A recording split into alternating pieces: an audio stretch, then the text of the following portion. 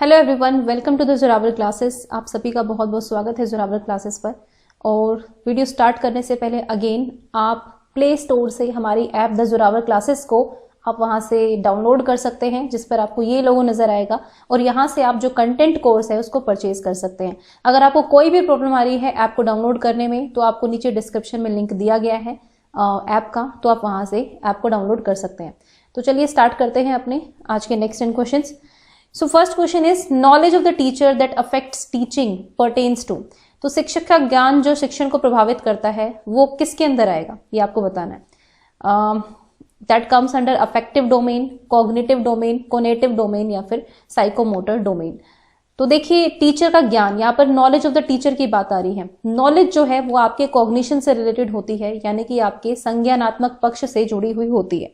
तो यानी कि option number B is the correct option of this question. Next पर चलते हैं, क्वेश्चन नंबर 2 को देखेंगे। The most powerful factor affective teaching effectiveness. सबसे पावरफुल फैक्टर जो कि एक टीचर के प्रभावीकरण या फिर टीचर किस तरह से प्रभावी हो सकता है, उस चीज को अफेक्ट करता है, वो कौन सा सबसे मोस्ट पावरफुल फैक्टर कौन सा है, ये आपको बताना है। एज, जेंडर, प्रोफेशनल कॉम्पिटेंस या फिर use of teaching ads.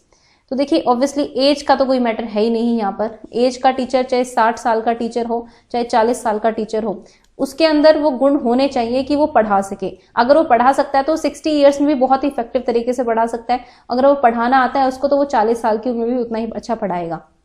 Gender भी यहाँ पर कोई इंपॉर्टेंट रोल नहीं करती कि भाई मेल ज्यादा इफेक्टिव हो गया फीमेल ज्यादा इफेक्टिव होगी।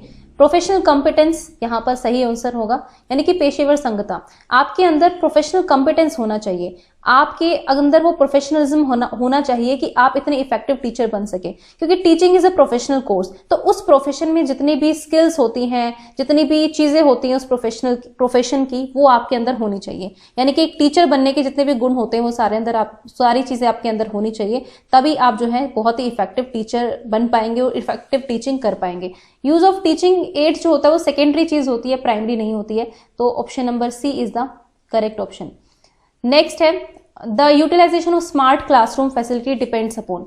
आपकी क्लास में स्मार्ट क्लासरूम है, लेकिन ये किस बात पर निर्भर करेगा कि आप उसको यूटिलाइज कर पाएंगे, आप उसका उपयोग भी कर पाएंगे। कंप्यूटर लिटरेसी, कंप्यूटर या स्टूडेंट्स एज। तो कंप्यूटर, देखिए यहाँ पर लिटरेसी कंप्यूटर, अब लिटरेसी और कंप्यूटर वैसे अलग दो वर्ड हैं, लेकिन जब हम कंप्यूटर लिटरेसी लिखते हैं दैट मीन्स कंप्यूटर की साक्षरता, यानी कि कंप्यूटर आपको आना चाहिए, कंप्यूटर का जो भी सिस्टम है वो आपको समझ में आना चाहिए। उसी के बाद आप स्मार्ट बोर्ड का यूज कर सकते हैं, क्योंकि उसमें भी वो सेम कंप्यूटर ही है, वो प्रोजेक्टर स्क्रीन होती है और हैंडल तो आपको वैसे ही करना है जैसे आप कंप्यूटर को हैंडल करते हैं। So computer literacy is very much important for utilisation of smart classroom. Next, types of resources available to a teacher for professional development and learning includes.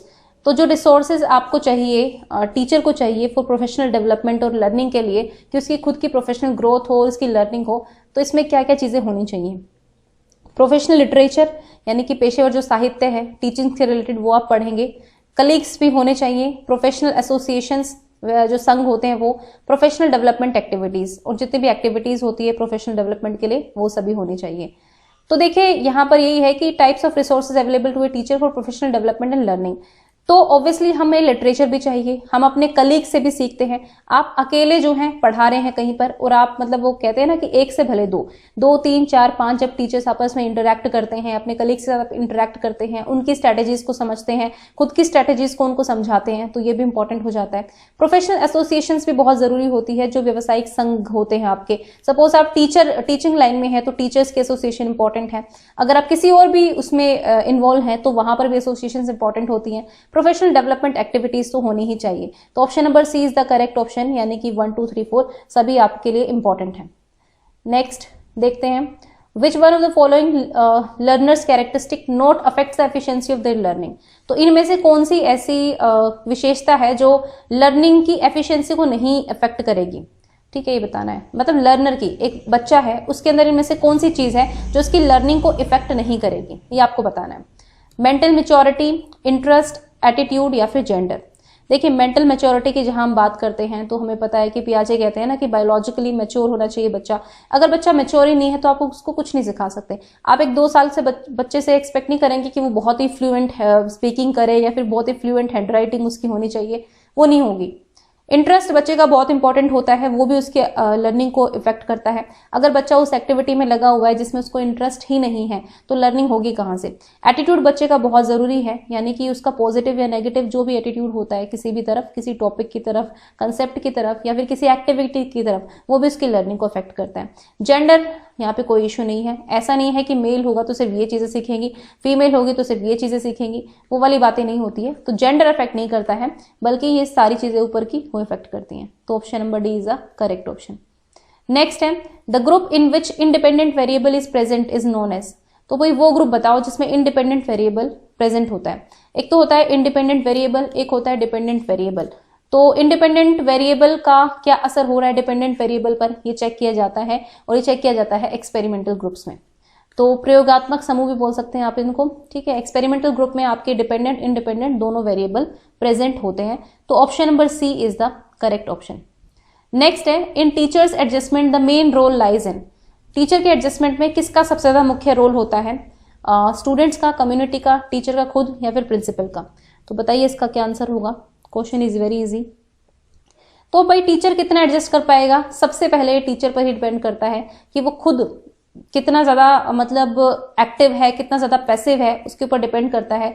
वो क्या सोचता है टीचिंग के बारे में, वो जबरदस्ती आया है कि नहीं आया है, वो सारे फैक्टर्स जो हैं इंपॉर्टेंट होते हैं। उसके बाद हम स्टूडेंट को हम इसको तो मानेंगे नहीं कि भाई स्टूडेंट पर डिपेंड करता है कि टीचर एडजस्ट कैसे कर रहा है, ऐसा नहीं है। टीचर को खुद सबसे पहले अपने आप को एडजस्ट करना पड़ेगा, अपना एक रैपो बनाना पड़ेगा स्टूडेंट्स के साथ, कलीग्स के साथ, वो सारी चीजें चाहिए होती हैं। तो भाई सबसे ज्यादा मेन रोल जो है उसका खुद का ही होता है टीचर का, कि वो किस तरह से एडजस्टमेंट करता है अपने प्रोफेशन में, अपनी क्लास में, जो भी है। Which of the following is not a product of learning. इनमें से कौन सा जो है प्रोडक्ट ऑफ लर्निंग नहीं है, यानी कि लर्निंग की वजह से इनमें से कोई चीज नहीं आती है, वो कौन सी है? स्किल्स, एटीट्यूड, मैच्योरेशन, या फिर नॉलेज। लर्निंग की वजह से हम स्किल सीखते हैं, लर्निंग की वजह से हमारा एटीट्यूड चेंज भी होता है, पॉजिटिव, नेगेटिव, व्हाटएवर। मैच्योरेशन जो है वो एक डिफरेंट थिंग है, maturation is related to hereditical factor. तो C is the correct option. Knowledge भी हमें लर्निंग से ही मिलती है, हम कुछ लर्न करते हैं तभी हमारे पास ज्ञान आता है। तो स्किल, एटीट्यूड, नॉलेज, तीनों चीजें हमें लर्निंग का प्रोडक्ट हो सकती हैं, but maturation is not a product of learning. Okay, next देखते हैं। Verbal guidance is least effective in the learning of. अगर आप मौखिक रूप से शिक्षण प्रदान कर रहे हैं या गाइडेंस दे रहे हैं तो सबसे कम प्रभावी वो कहां पर होता है, ये बताना है। एटीट्यूड में, कंसेप्ट में, फैक्ट्स में, या फिर स्किल्स में? देखिए एटीट्यूड हो गया, कंसेप्ट हो गया, फैक्ट्स हो गया, ये सारी चीजें आप जो है वर्बल गाइडेंस के थ्रू सिखा सकते हैं। आप किसी का एटीट्यूड चेंज करना चाह रहे हैं, आप उसको समझा सकते हैं, ठीक है, तो वो वर्बल गाइडेंस हो गई। कंसेप्ट क्लियर कराना है, आप लेक्चर मेथड यूज कर सकते हैं, डेमोन्स्ट्रेशन यूज कर सकते हैं। मतलब लेक्चर कम डेमोन्स्ट्रेशन कम लेक्चर मेथड एक होता है ना, मतलब दोनों मिक्सअप होते हैं, उसमें भी आप यूज कर सकते हो। फैक्ट्स बताने के लिए तो वेरी गुड, मतलब verbal guidance is very important. Facts बता रहे हैं आप सबको बता रहे हैं भाई 15 अगस्त को इंडिपेंडेंस डे होता है, 26 जनवरी को रिपब्लिक डे होता है, ये सारे आप फैक्ट्स बता रहे हो, तो ये आप वर्बल गाइडेंस के थ्रू समझा सकते हो। But skills can not be understood by verbal guidance.